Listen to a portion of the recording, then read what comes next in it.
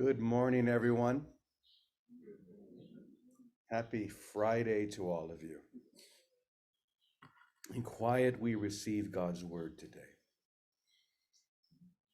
Let's just take a moment to breathe deeply. See if we can touch that still, quiet voice, that presence, the consciousness of wholeness that within us, which has never been fooled by misdirection, the ego's misdirection of getting you to focus on the left hand when all the while reality is going on all around you. So let's just take a couple more deep breaths and see if we can feel that reality, that sacred presence of I am.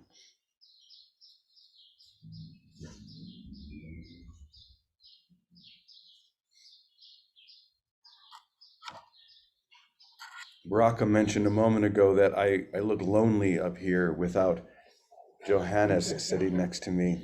Maybe a little bit, yeah. It was definitely a beautiful week with Johannes and Jack here at Namaste. It just goes to show, and hopefully all of you can realize as well, that when you do come here, it is interesting how the energy, the community, the life just takes hold, and that gravitational pull pulls you in.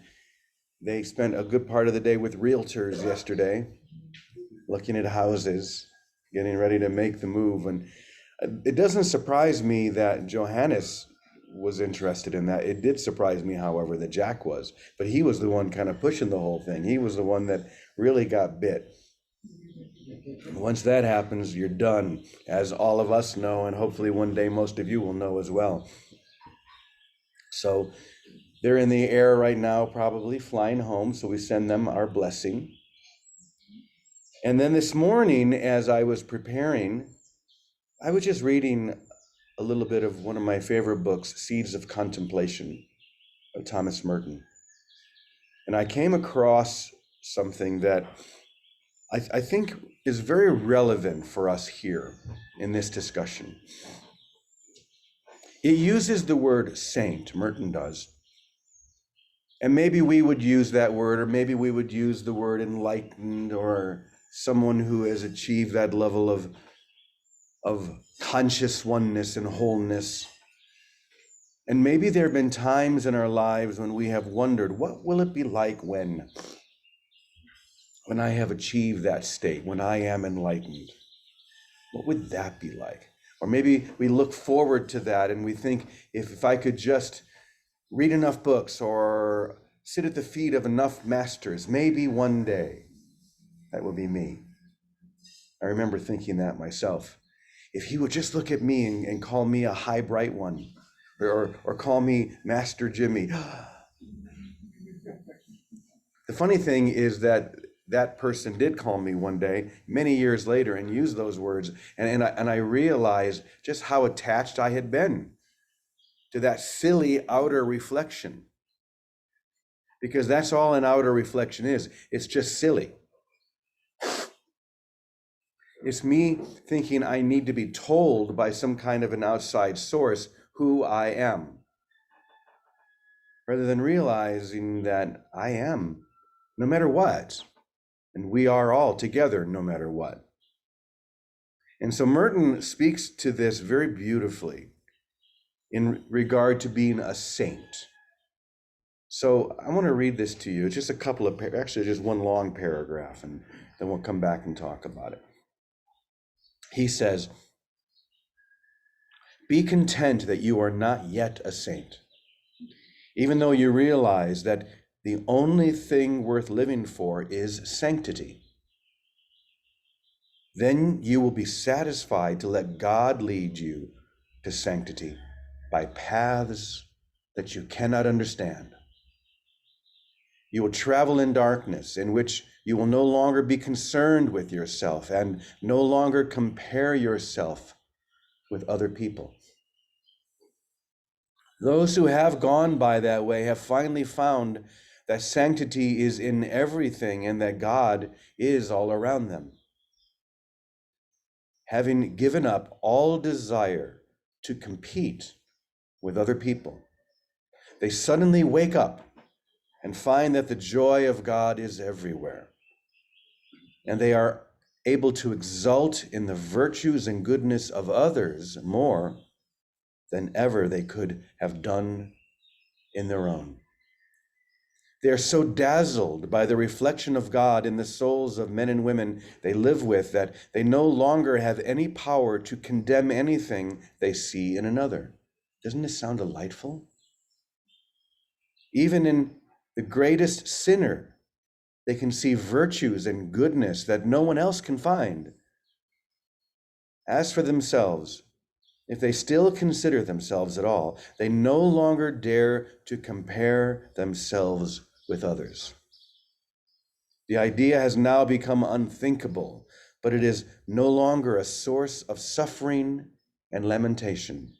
They have finally reached the point where they take their own insignificance for granted. They have finally reached the point where they take their own insignificance for granted.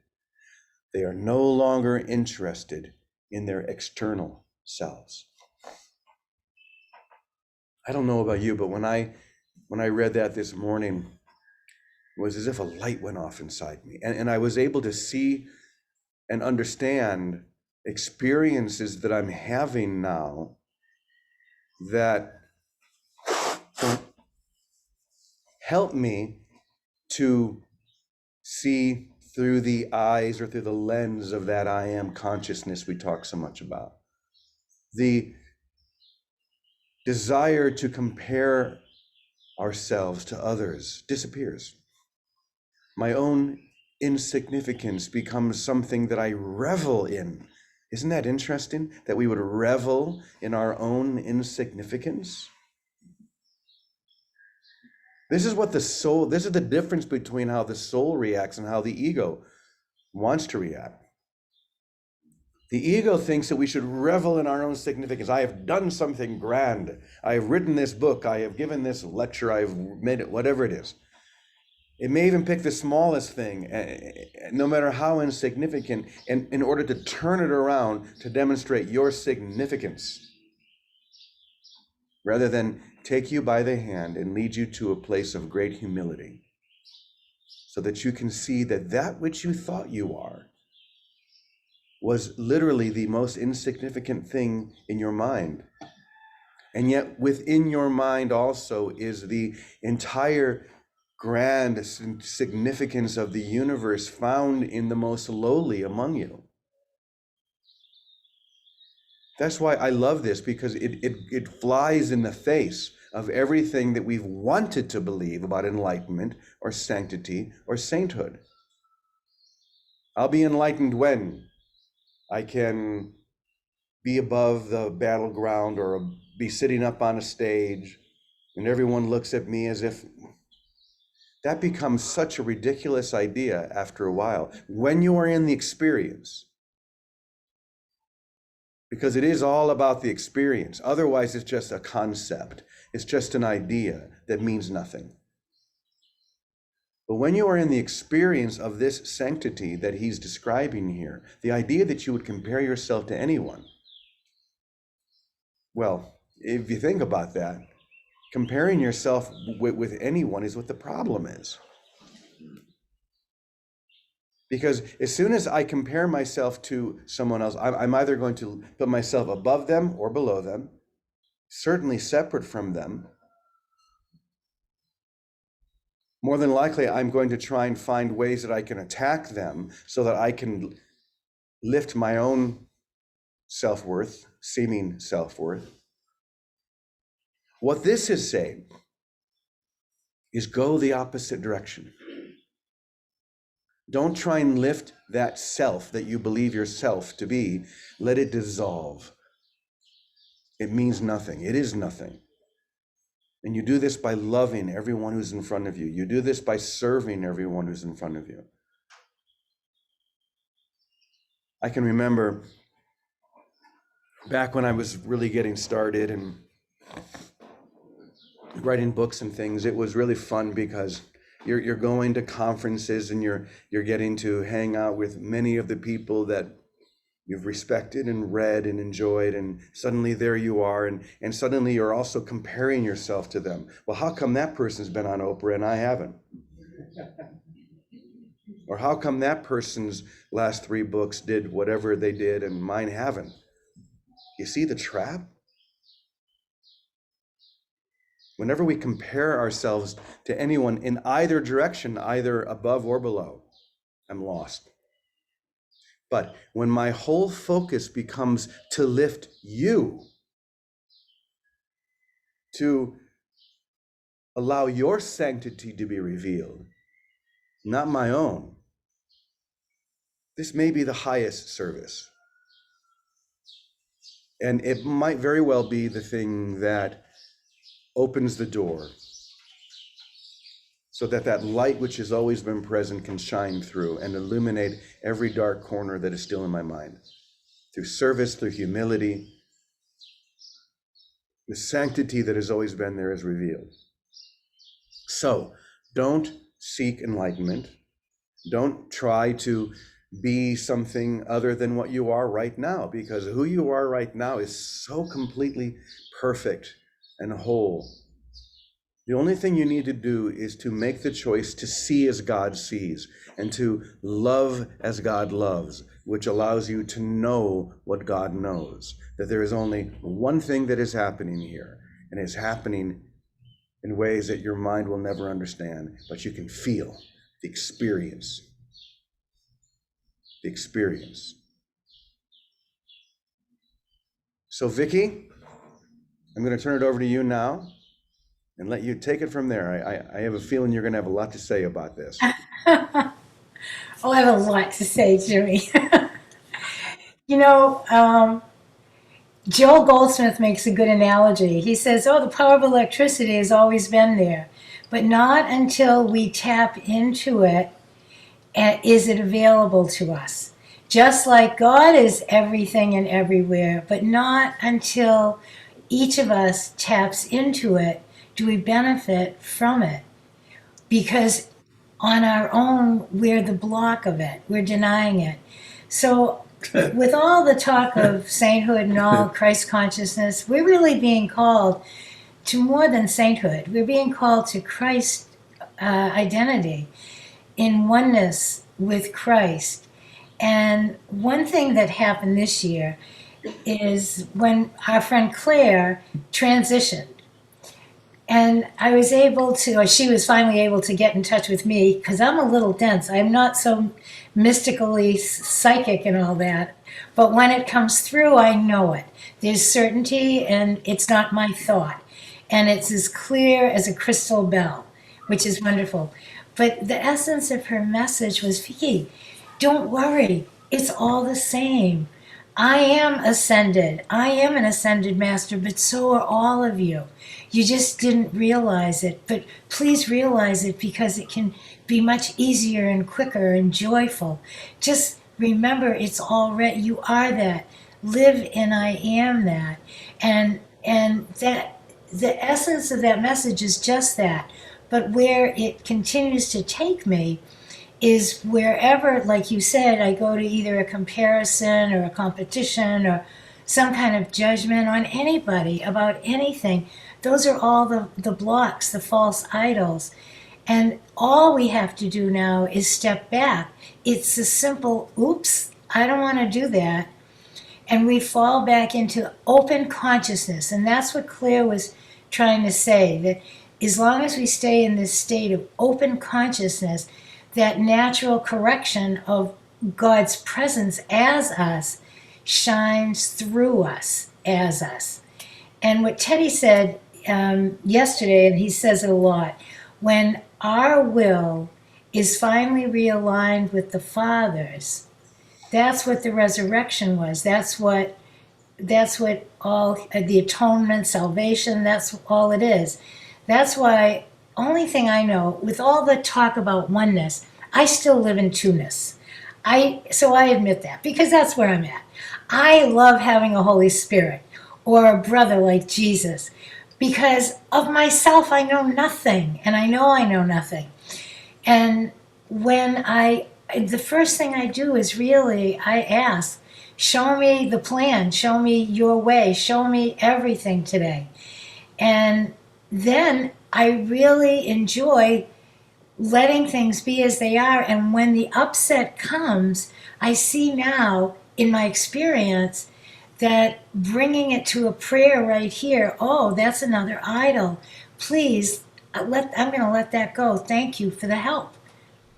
And that's the state of sanctity here in time that's available for all of us because it doesn't matter where we're at in it, the willingness to ask for help and trust that we're getting the help, it realigns us with the spaciousness of what God is, of love.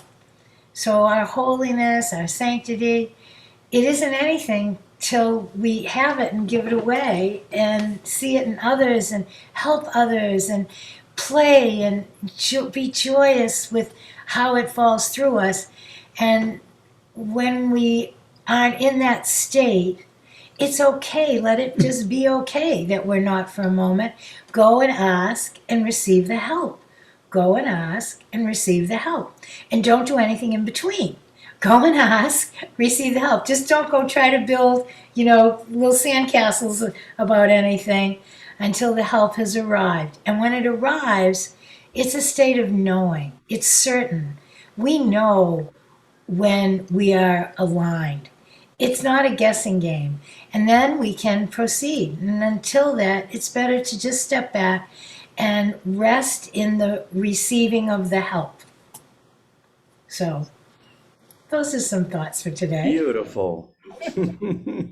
I love your thoughts for the day, as Thank always. you. Teddy, go right ahead. Oh, I don't know if I can say anything that makes sense because all comparison is false, because all comparison is of the ego. And you need duality in order to compare. And since duality doesn't exist and is nothing, there's really nothing to compare anything to. I think that's one of the reasons why the Course talks about the awareness. You cannot not be as God created you, no matter what it is you think about or experience. So it's just a lack of awareness, and that's restored to us in a particular way. And it's always through opening our awareness and allowing it to be all inclusive, because we're not alone, and in our oneness, obviously.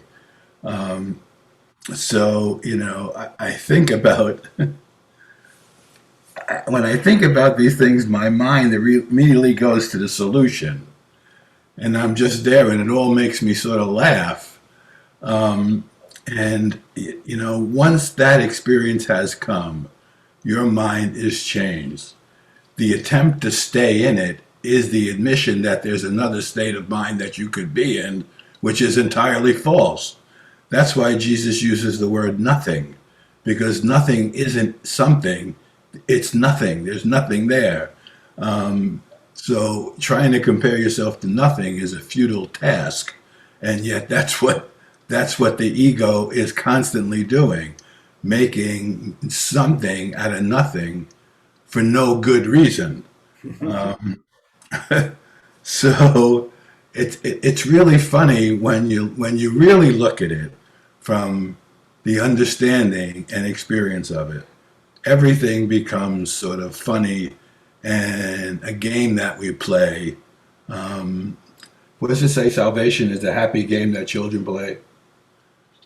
That's what we're doing. Salvation is a happy game that children play, where we laugh a lot about what isn't true, because deep down inside of us, truth is true and nothing else is. That's pretty simple. I like when it can be boiled down to a simple experience like like that. It makes it so much more accessible. In fact, Vicky, when you were sharing, I I felt this, not well, an impulse, and the impulse said, read the next paragraph of that Thomas Merton bit, because I hadn't read any further than what I read. So I picked up my phone, and this is what it says. To say that I am made in the image of God is to say that love is the reason for my existence, for God is love. Love is my true identity. Selflessness is my true self. Isn't that interesting? Selflessness is my true self. Love is my true character. Love is my name. Wow. It's an experience. The words like these beautiful words from Merton, or what Teddy or Vicky shared, they may spark something inside of us, but it's not the words that are bringing us into the experience. It's when the spark hits, and just for an instant, everything is lit up and we see what could not have been seen in the dark. I don't know if that makes sense, but imagine being in a dark room and suddenly there is a spark, and just for 1 or 2 seconds, everything in the room is illuminated. And now you know, there is certainty. There's no comparison. You just know, because you suddenly, in that moment, you see everything. And I think that's what this is referring to. Just allow that spark to be. Don't do anything else with it. Just allow. So thank you, Vicky and Teddy. Anything else you want to share? No? I think if we just keep adding more and more ice cream into the bowl, it just starts to get to the point where you can't eat it all. I don't know where I came up with that, but maybe it's because I haven't had ice cream in so long. All right, let's go ahead and open it up to the Zoom room. And first we'll ask, anybody here at Namaste want to share anything? Either share something or put anything on the altar? Anyone? Okay, how about here in the Zoom room? If you do, just please unmute and you can go ahead and share. Hi. Hi, Leslie. Hi, James. So it's funny you mentioned the ice cream. I watched a movie last night called Yes Day. And at one point, a family had to eat a huge bowl of ice cream within 30 minutes maybe, and it had all their stuff in it too. And so that's funny you mentioned that. That's it. Fun stuff. I haven't seen that movie yet, but I saw it on my Netflix, because they always show something at the top of the screen, and it's basically a family where the parents are always saying no, no, no to them, to the kids, kind of like I've been saying to my puppy, no, no, no. And they are challenged to spend one day or whatever it is where they have to say yes to everything, no matter what the kids ask for. They have to say yes. So I haven't watched it yet, but I have a feeling it's going to be a very high teaching. So thanks for reminding me of that, Leslie. Anybody else?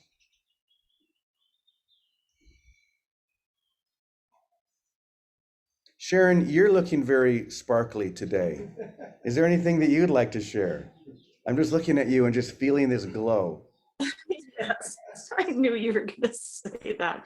Thank you. I just first want to say your teaching today, all 3 teachings were just so heartfelt, and your personal experience is so dear to me. Thank you so much. It really moved me. I want to also point out how subtle the ego can be with comparisons. I just call to attention the music industry, for instance, or our award shows that we have, where we compare celebrities to each other, and it's just so insidious how it weaves its way through our whole society, groups of people, Asians, and it's just it comes at us in subtle ways. So just wanted to point that out, that, hey, it's a great thing to place on the altar. Our today's lesson of miracles replace all grievances, not just one grievance that you have with another, but all of them, all the comparisons. Just there we go on the altar. Thank you for today. Mm. I'm looking into the back and I see that very line, let miracles replace all grievances. And all it takes is one miracle. It doesn't take a whole series of them to replace all grievances. All it really takes is one miracle, fully realized, fully witnessed. And that miracle is going to be right in front of you every moment. Whoever you look at, that's the miracle. That's where you are called to serve. That's where you're called to surrender, to see wholeness within everyone that you meet. It's so simple. That's the miracle that releases and replaces all grievances. And that is a miracle. Anyone else who wants to share anything before we go ahead and close?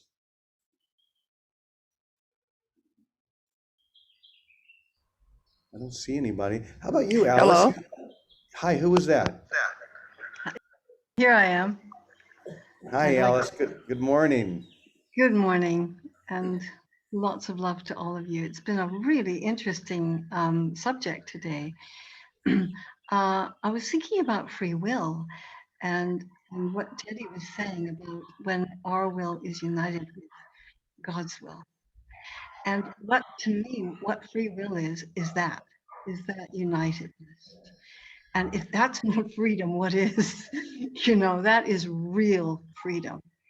Not to think that our will, and it's quite insidious, this whole thing about free will, because I think the ego has used that word free will to do what it wants to do.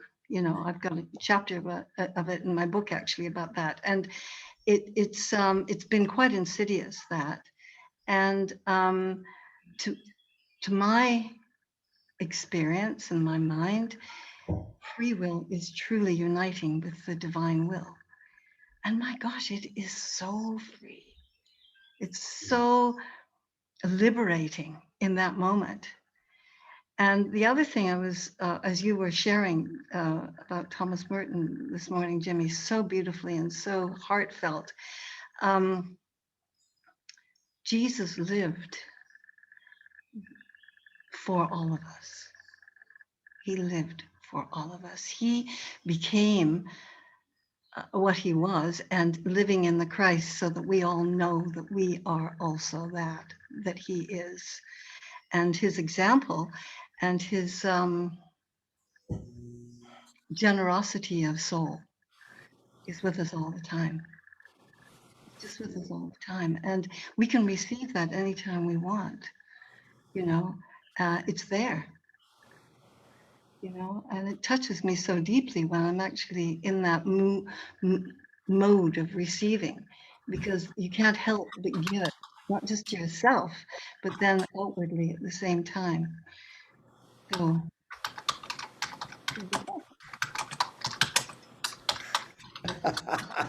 Teddy, we can totally see and hear you typing. Click, click, click, click, click, click, click, click.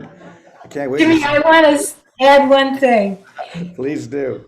So, Jimmy, you knew Molly, I think, didn't you? Oh, I never met Molly. Oh, my. So, Molly was a real mystic, and that's the whole experience. And she was with my sisters and I for 15 years, but a real mystic. She had gone through the Kabbalah, and she was an artist, and she would go around the world and do these invisible missions for God. And he would send her to places women had never been, and they would open their doors and welcome her into monasteries and to the Hopi Indians and all over the place. Anyway, we used to call what Molly was teaching us, by her example, ice cream cone enlightenment. So I thought of that from what Leslie said and from what Alice said. Because the bottom line should say, sweetie girl. Now, she never talked about things because it's too simple, she said. She said, what's the ego? Fears, hurts, wants, needs, desires, and expectations. That's it. Get rid of those and you'll be fine. That's it. There's no other discussion. But she said, this is how I live. She said, I feel like God's got me by the hair on my head. And she'd say, sweetie girl, I let him put me in any direction he wants. He can just take me wherever he wants, and there I am, and there I go. And that literally was how she lived. When she got a message, it would be with knowing, oh, go to, she went to Jerusalem or something and went to St. Caterina's monastery. They had never let a woman in that monastery in hundreds of years since it's been formed.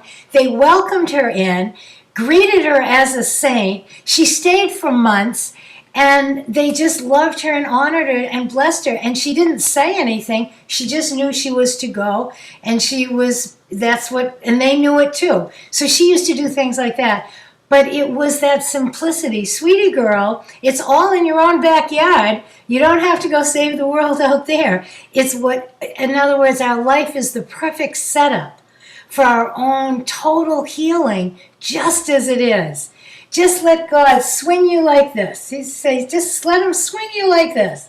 And wherever he swings you, you just be there. That's free will. There's only one problem with your theory. Oh, you got no hair. God's always trying to grab me, and there's nothing there to grab. What does it say? Right here. What does it say? He's going to grab you by your chinny chin. I guess I need to wait too. Oh, I love the joy that's here. Isn't it just remarkable? The energy and the light. Because what's left? There's nothing left. When there's nothing left to compare to, there's nothing left to do but to sing and to laugh and to just be happy. And that's what I love about this gathering in this community is we're just joining together in this happy release. So thank you, all of you. What a beautiful session. What a great way for us to close out the week. I love you all. It's going to be a beautiful, beautiful weekend, I'm sure. I hope you can come back on Sunday. I don't know who's leading it yet, but we'll have someone good. Jimmy? But, yes, Alice. Can I interrupt you for a minute? Because Please. I think you mentioned something about tomorrow. Oh yeah, what's going on tomorrow? There's something happening tomorrow. Jimmy. Well, when my husband always sits on the couch here when I'm on, and he's got something to share at the moment with everybody, but it's for you, and I want to celebrate you, and I don't think I'm the only one. Are you ready? I'm ready. Okay. Go for it.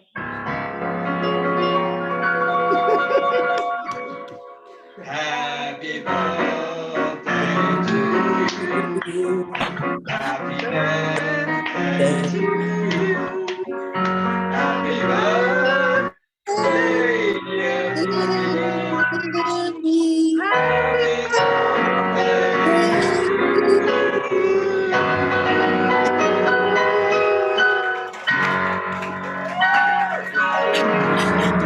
Wow. Woohoo! Wow.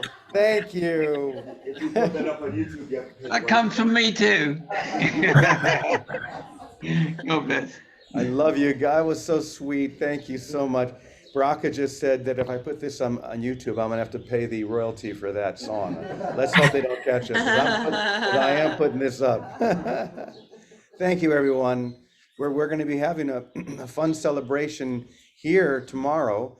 I'm going to be doing my Cat Stevens magic show for you guys. I wish you could all join us. I'm going to be starting to do it in restaurants and different dinner clubs around Mexico, but tomorrow we'll be doing it for the first time to celebrate the birthday. So thank you so much, all of you, for joining us. And there's only one thing I want to say to all of you. Maybe it's more than one thing. Here it is. Are you ready? I want you to really look into my eyes and really feel this, because you are the holy, perfect child of God. You are complete, you are healed, you are whole. You are shining in the reflection of God's love. In you is creation sanctified Right. and guaranteed eternal life. Eternal life. In you is love perfected, fear impossible, and joy established without opposite. You are the holy home Home. of love itself. You are the heaven where love resides. You are God's holy sinlessness itself. For in your purity abides God's own. And everybody together. And so it is. Yes. Namaste.